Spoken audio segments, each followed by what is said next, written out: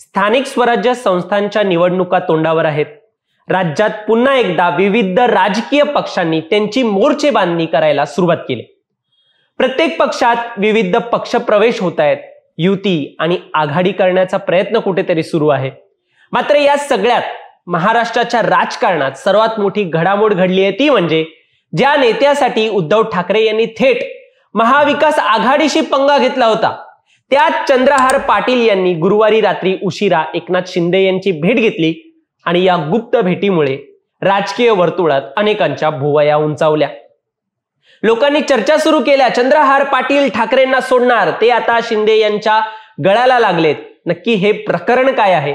2024च्या लोकसभा निवडणुकीत ठाकरेंच्या शिवसेनेने ज्या चंद्रहार पाटील यांना सांगलीतून उमेदवारी दिली, ज्या जागेसाठी काँग्रेस आणि ठाकरेंची शिवसेना यांच्यात रस्सीखेच झालेली होती, महाविकास आघाडीचे दोन्ही पक्ष शेवटपर्यंत सांगलीच्या जागेवर अडून असताना ठाकरेंनी चंद्रहार पाटलांसाठी ती जागा सोडली नाही, अशी पार्श्वभूमी असताना देखील आता तेच चंद्रहार पाटील खरंच उद्धव ठाकरेंना शिंदेच्या शिवसेनेत जाऊन चितपट करणार का, किंवा हा निर्णय त्यांनी घेतलाय का, हे सगळं जाणून घेणार आहोत या व्हिडिओच्या माध्यमातून।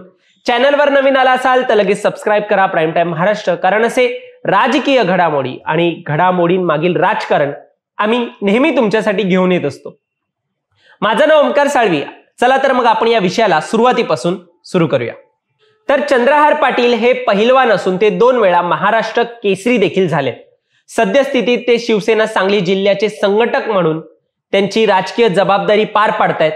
मात्र आता हे पाटील याच राजकीय विश्वात चर्चेचा विषय का बनलेत, तर पाटलांनी एकनाथ शिंदे यांची रत्नागिरीमध्ये काही दिवसांपूर्वी भेट घेतली आणि त्याचबरोबर त्यांनी शिंदेच्या पंक्तीला बसून जेवणाचा आनंदही घेतला।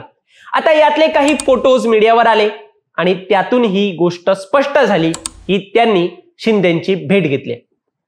आता हे जर फोटोज तुम्ही पाहाल आणि ज्याप्रमाणे ते फोटोज काढले गेलेत, त्यात हे स्पष्ट दिसतंय की हे फोटो गुपचूप काढण्यात आलेत आणि त्यांना गिरवून दाखवण्याचा हा प्रयत्न आहे की बघा, चंद्रहार पाटील शिंदेंना भेटलेत। आता ही भेट कोणी घडवून आणली असा सवाल जेव्हा उपस्थित झाला, तेव्हा उद्योग मंत्री उदय सामंत यांच्या मध्यस्थीने पाटील हे शिंदेंना भेटलेत असे माध्यमातून सांगण्यात आलंय। या संपूर्ण प्रकरणानंतर जेव्हा चंद्रहार पाटलांना वाटलं की यातून माझी बदनामी सुरू आहे, ज्या बातम्या लागल्यात त्यातून, किंवा राजकीय जीवनावर घाला घालण्याचं काम सुरू झालंय, तसं त्यांनी लगेच सोशल मीडियाच्या माध्यमातून प्रतिक्रिया दिली।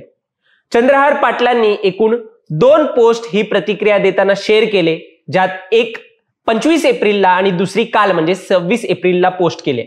पहिल्या पोस्टमध्ये म्हणजेच 25 एप्रिलच्या पोस्टमध्ये त्यांनी आपली बाजू मांडत म्हटलं, मी माझ्या वैयक्तिक कामानिमित्त रत्नागिरी येथे गेलो असताना राष्ट्रवादी काँग्रेस पक्षात 2005 सालीपासून म्हणजेच जवळपास 20 वर्षापूर्वीपासूनचे जे माझे मित्र आहेत व राज्याचे उद्योग मंत्री माननीय उदय सामंत साहेब यांनी मला स्नेहभोजनाचे आमंत्रण दिले आणि भोजन करून 15 ते 20 मिनिटात मी तिथून बाहेर पडलो।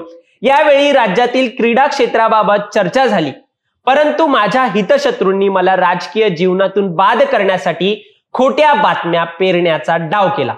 या हितशत्रूचा बंदोबस्त केलेला लवकरच जनतेला पाहायला मिळेल हे नक्की। म्हणजे यावेळेत त्यांनी फक्त क्रीडा क्षेत्रावर चर्चा केल्याचं म्हटलं आणि हा त्यांच्या हितशत्रूंचा डाव असून त्यांचेच हित साधणाऱ्या काही अशा व्यक्तीने हे काम केले, हे फोटो शेअर केलेत, असं चंद्रहार पाटलांना त्रास होऊ शकेल असे हे फोटो आहेत, असे एकंदरीत पाटलांनी म्हटलं। पुढे ते दुसऱ्या पोस्टमध्ये म्हणजे काल शेअर केलेल्या पोस्टमध्ये म्हणाले की राजकीय डावपेच पेक्षा ज्या क्रीडा क्षेत्राने मला ओळख मिळवून दिली आहे ते माझ्यासाठी जास्त महत्त्वाचे आहे। राज्याच्या क्रीडा क्षेत्राच्या विकासासाठी शासनातील महत्त्वाच्या व्यक्तींची भेट घेण्यात मला काही गैर वाटत नाही। याही पुढे गरज भासल्यास क्रीडा क्षेत्रासाठी कुणाचीही भेट घेण्यात मला संकोच वाटणार नाही, असे वक्तव्य चंद्रहार पाटलांनी एकंदरीत पोस्टच्या माध्यमातून केले। या दोन्ही पोस्टवर काही इंटरेस्टिंग कमेंट्स देखील पाहायला मिळाले। लोकांनी चंद्रहार पाटलांच्या प्रतिक्रियांवर कमेंट करत म्हटलं, तुमच्या एका तिकिटासाठी आदरणीय उद्धवजींनी संपूर्ण महाविकास आघाडीशी केवळ तुमच्यासाठी वाद घातला आणि तिकीट आपल्या पदरात पाडून घेतले, त्याची जाणीव ठेवाल हीच अपेक्षा, बाकी हेच दिवस असेच राहणार नाही, आपले दिवस येतील 100%, अशी एकाने प्रतिक्रिया दिली, कमेंट केली. अजून एक जण म्हणाला की पहिल्यांदा अशी भेट होते, नंतर प्रवेश होतो, हे आम्ही 3 वर्षात खूप बघितले, पण आम्हाला विश्वास आहे की तुम्ही उद्धवजी यांची साथ कधीही सोडणार नाही. ही दुसरी कमेंट. आता यावर अजून एक व्यक्ती कमेंट करतो, तो म्हणतो वस्ताद खरंच ठाकरेंना सोडू नका, तुमच्यासाठी ठाकरेंनी अख्ख्या महाविकास आघाडीला अंगावर घेतलं होतं. आता या सगळ्या होत्या प्रतिक्रिया. आता माध्यमातून आणि चंद्रहार पाटलांच्या कमेंट बॉक्समध्ये देखील सगळे म्हणतात की ठाकरेंनी महाविकास आघाडीशी पंगा घेतला होता.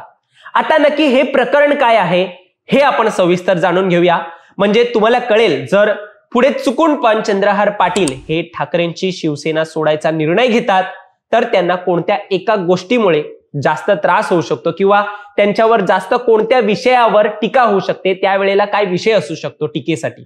आता जसं मी तुम्हाला सुरुवातीलाच सांगितलं की केवळ चंद्रहार पाटील यांच्यासाठीच सांगली लोकसभेच्या उमेदवारीवरून उद्धव ठाकरे यांनी काँग्रेसशी पंगा घेतला होता.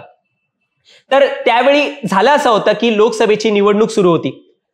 एकंदरीत ते वातावरण होतं. उद्धव ठाकरेंनी काँग्रेसशी पंगा घेत कोल्हापूरच्या जागेऐवजी सांगलीच्या जागेवर दावा केला आणि त्यावेळी ठाकरेंकडून सांगलीच्या जागेसाठी चंद्रहार पाटलांची उमेदवारी परस्पर घोषित करण्यात आली होती.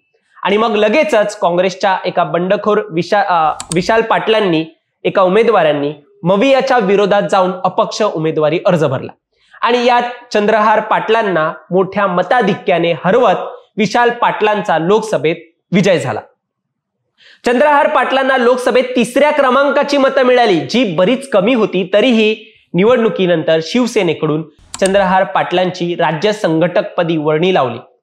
आता एवढा उद्धव ठाकरेंनी सपोर्ट केला असताना ऐन लोकसभा निवडणुकीत उद्धव ठाकरेंनी मित्र पक्षांशी पंगा घेत जी राजकीय युद्धभूमी तयार केली, त्यानंतर ठाकरेंना चितपट करत डबल केसरी पैलवान चंद्रहार पाटील शिंदेच्या तालमीत सत्तेच्या जोर बैठका मारणार का, ही हेडलाईन वाचल्यावर ठाकरेंच्या पक्षाला ते रुचणार नाहीच आणि यामुळे चंद्रहार पाटलांना चांगलाच डॅमेज देखील बसू शकतो. मात्र आता चंद्रहार यांनी त्यांची भूमिका स्पष्ट केली आहे. त्यांनी पक्ष सोडण्याच्या चर्चेला पूर्ण विराम लावलाय. त्यांनी ज्या प्रतिक्रिया पोस्ट दिल्यात त्यातून.